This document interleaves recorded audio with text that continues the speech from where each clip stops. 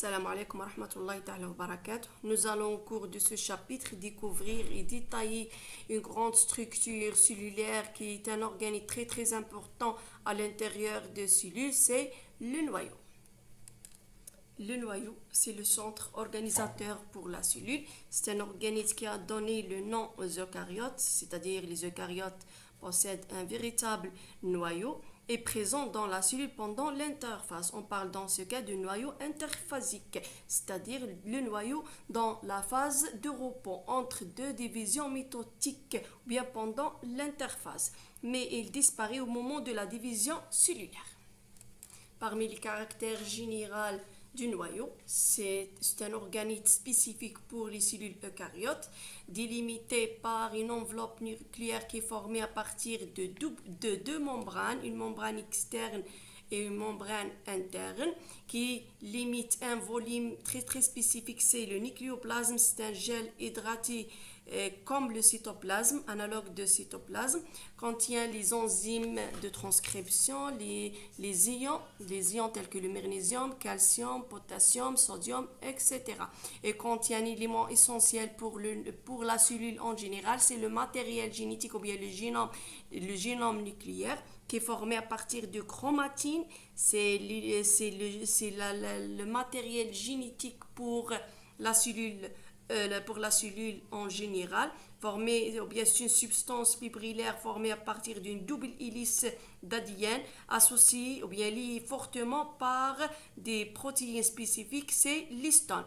À l'intérieur du nucléoplasme, on observe aussi un élément essentiel, c'est le nucléole. Le nombre de nucléoles varie selon le type cellulaire et l'apparition et la disparition de nucléoles selon l'état cellulaire. Pendant la disparition des nucléoles, pendant la division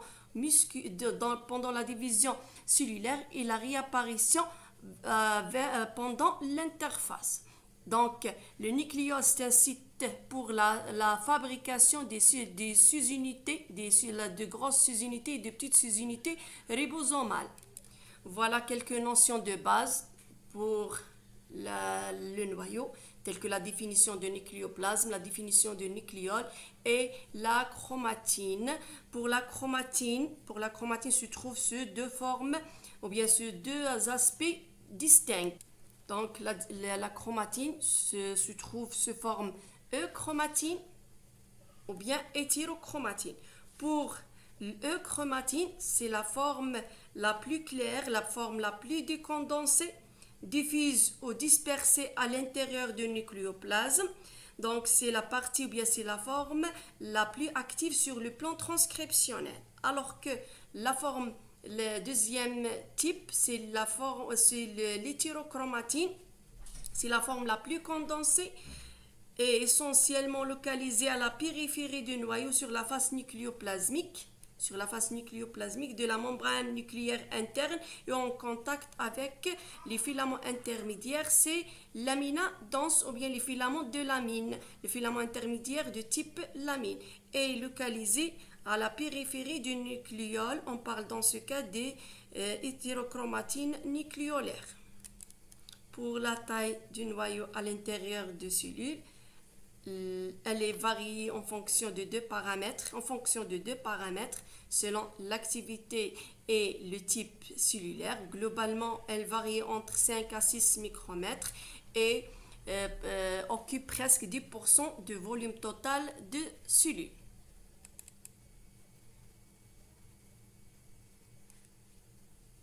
Pour le nombre, généralement, chaque cellule porte un seul noyau. On parle des cellules mononucléées, alors qu'il existe quelques cellules chez les mammifères, on en trouvait plusieurs noyaux. On parle des cellules plurinucléées ou bien polynucléées.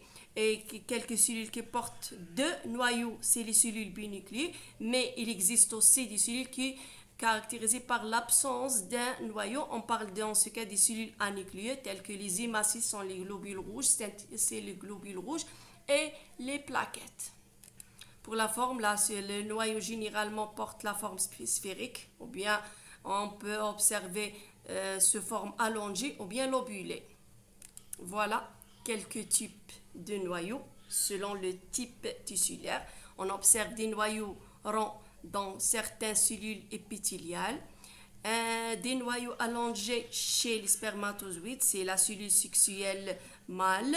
Un noyau fusiforme dans le cas des tissus musculaires lisses. Chez les lymphocytes, c'est un type de cellules immunitaires. Le noyau occupe presque la totalité du cytoplasme et porte la forme rond. Mais chez les granulocytes, sont des cellules plus nucléées, caractérisées par la formation des lobes. Le noyau, dans ce cas lobé, en plusieurs lobes, c'est les polynucléés neutrophiles, alors que chez les monocytes, on observe le noyau qui porte la forme réniforme. Concernant la position, généralement le noyau se trouve dans la partie centrale, mais peut être périphérique ou se localiser dans la zone périphérique ou bien la zone basse. On passe directement vers la structure de l'enveloppe nucléaire qui est constituée de deux membranes, une membrane interne, une membrane interne, une membrane externe, une membrane externe. Les deux membranes sont limitées à un espace appelé un espace intermembranaire avec une épaisseur de 20 jusqu'à 50 nanomètres. La membrane externe, la membrane nucléaire externe, elle est en continuité avec le réticulum endoplasmique granuleux qui porte sur sa face externe des ribosomes. Alors que la membrane nucléaire interne,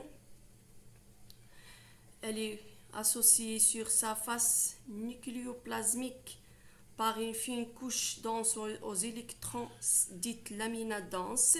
C'est un réseau fibrillaire des filaments intermédiaires qui est formé qui tapisse la face interne de la membrane interne nucléaire.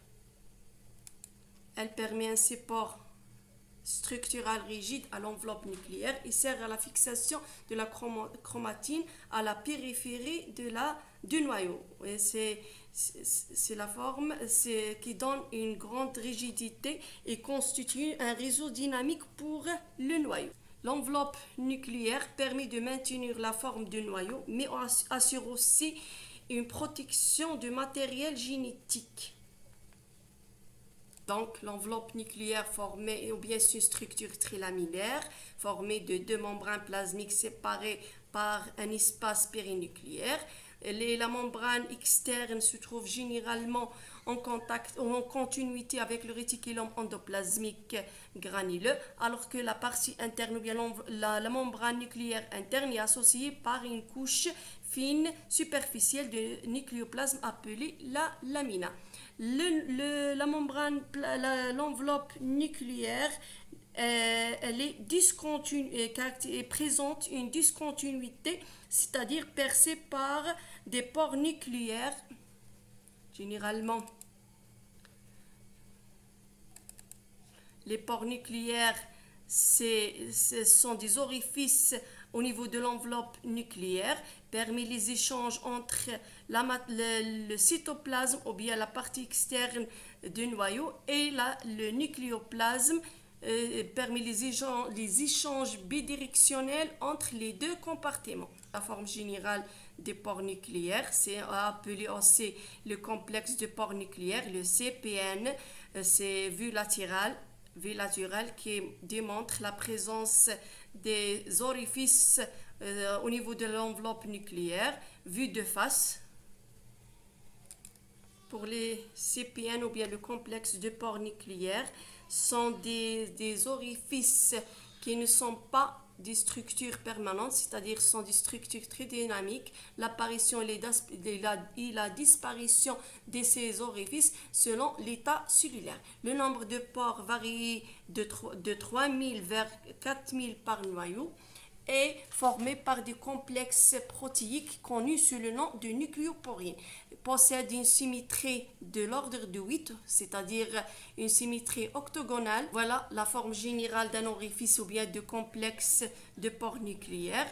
Elle est formée de deux grands anneaux de 120 nanomètres, c'est l'anneau cytoplasmique, qui se trouve en contact avec le cytoplasme et un anneau nucléoplasmique qui se trouve en contact avec le nucléoplasme.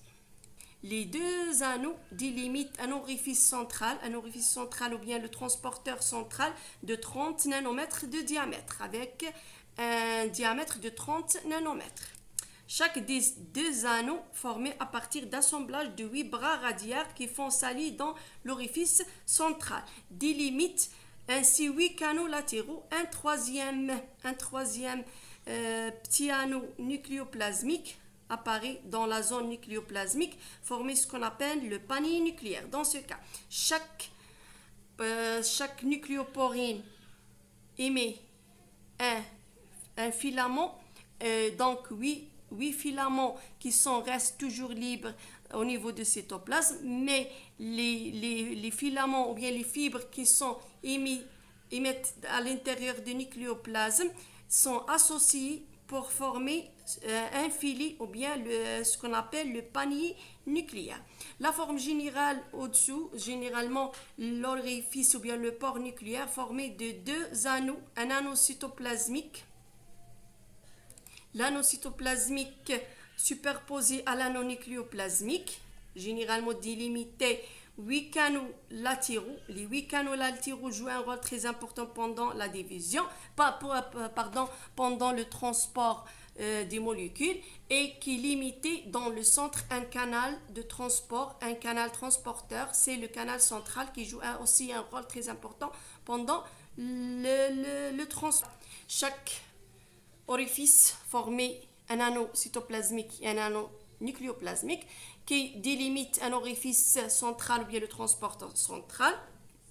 Chaque anneau aussi l'assemblage de 8 bras radiaires qui est formé ou bien qui délimite ainsi 8 canaux latéraux. Aussi, les filaments intranucléoplasmiques sont associés pour former un petit anneau nucléoplasmique, c'est la cage nucléaire ou bien le panier nucléaire. Ainsi, le pore nucléaire comportait un orifice central, un orifice de transport, un orifice qui joue un rôle de transport et 8 canaux latéraux qui sont délimités par les deux anneaux et les deux bras radiaires ou bien les 8 bras radiaires. Les pores nucléaires jouent un rôle très important dans les échanges entre le nucléoplasme et le cytoplasme. On parle des échanges nucléocytoplasmiques et transport dans ce cas dans les deux directions ou bien le transport de nature bidirectionnelle. Il y a deux voies de passage et deux types d'échanges. À partir des canaux latéraux, les 8 canaux latéraux, on a le transport des petites molécules à point moléculaire inférieur de 50 kDa par diffusion passive sans consommation d'ATP, alors qu'à l'aide d'un canal central, le passage des macromolécules par le transport actif avec la consommation d'énergie. Les particules dans ce cas avec un point moléculaire supérieur de 50 kDa. Voilà dans ce cas les deux notions de l'importation et l'exportation. L'importation, c'est le passage des molécules de cytosol vers le nucléoplasme, alors que l'exportation, c'est l'inverse, le passage des molécules ou bien des particules de nucléoplasme vers le cytoplasme. Parmi les macromolécules qui sont importées, on a les polymérases, sont des enzymes de nature protéique, bien sûr sont synthétisées à l'intérieur du cytoplasme et traverser les pores nucléaires pour atteindre le nucléoplasme. Les histons sont des protéines synthétisées aussi à l'intérieur du cytoplasme et atteindre le nucléoplasme pour intervenir dans l'empaquetage de l'ADN, le phénomène de l'empaquetage.